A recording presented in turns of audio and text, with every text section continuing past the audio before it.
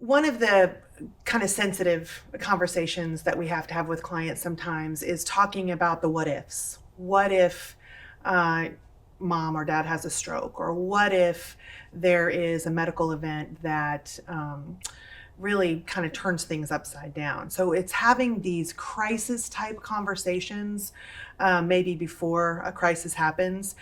The value of that is immense, but it is also a very difficult thing for families to even think about. So a lot of times it's the parents that want to have that conversation with the adult children. Hey, if something happens to me, here's what I would like to see happen. But not always. Sometimes the adult children are really, really hungry for that conversation because they're nervous that, hey, mom, dad, I want to do for you what you want, and you have provided for me my whole life. I want to be there for you. I want to be a helpmate for you. So the conversation gets started, in various ways.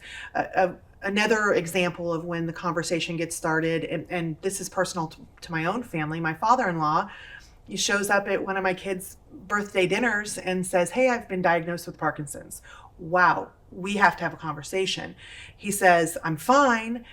I should be around for quite some time, and he still is here. And this is 15 years later.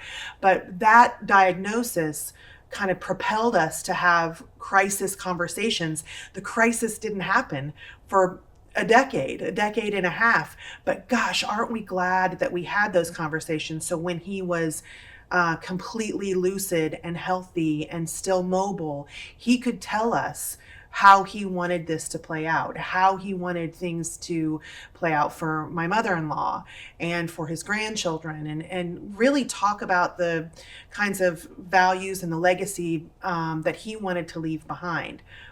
I can completely empathize with folks, clients who don't want to talk to their kids about, hey, what if something happens to me? What if I have a medical event? What if I pass away sooner than we're expecting? It's hard. You've raised your children to protect them, to keep them out of harm's way. You don't want to see them hurt. And then if you are actually talking about your own decline or your own death, that hurts your kids.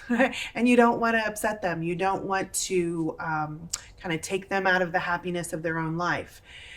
But I would challenge you that by not having that conversation, when and if something happens, and statistically things do happen, your children are left flat footed.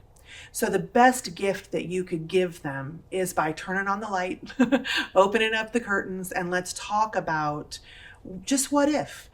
And invariably, once you start the conversation, an hour later, you're laughing, you are enjoying one another's company, and you have learned so much about family members that you thought you knew so well.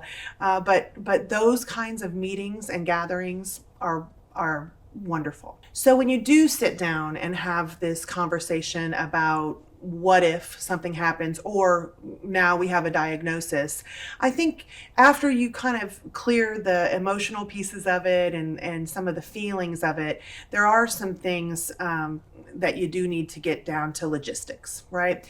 So you want to make sure that your adult children, or if you are the adult child, your parents, you want to make sure that you know where the important documents are kept.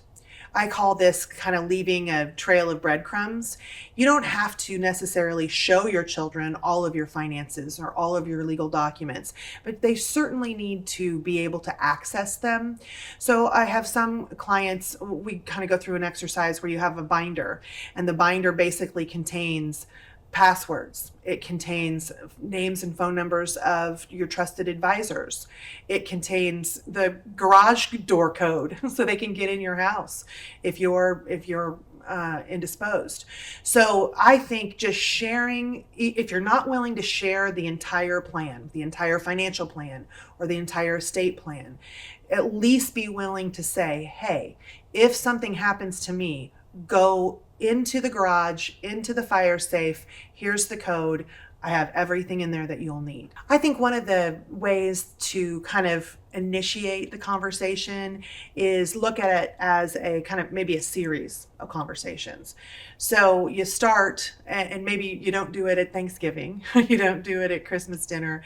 You start in a neutral location or with an agenda that is not super packed with all of these hard topics.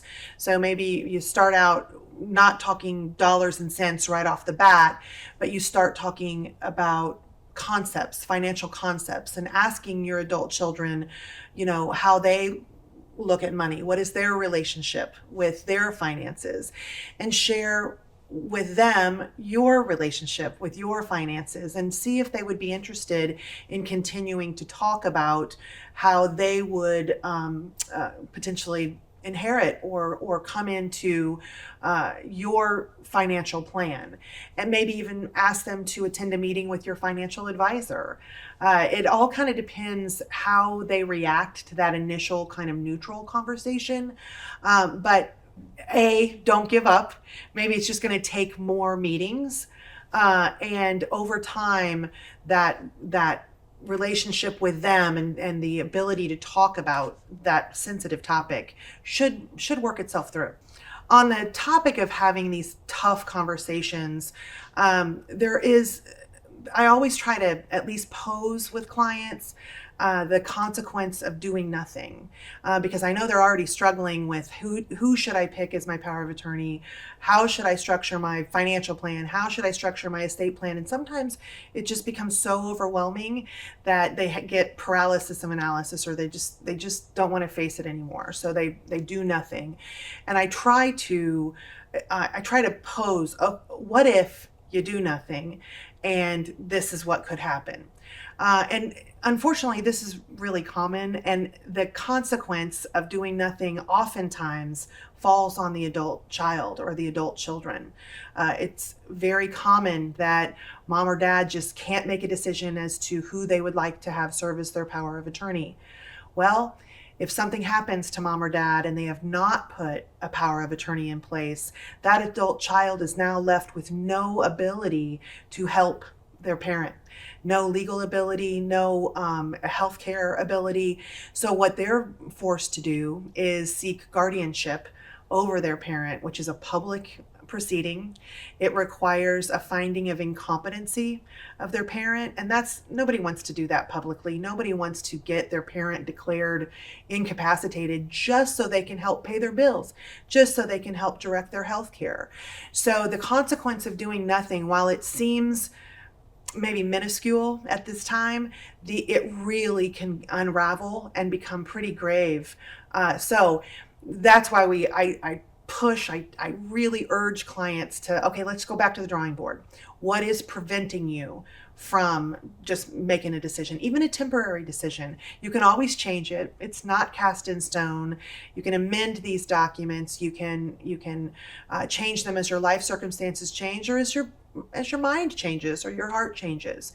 So I'm trying to take the fear factor out of making a commitment to a plan.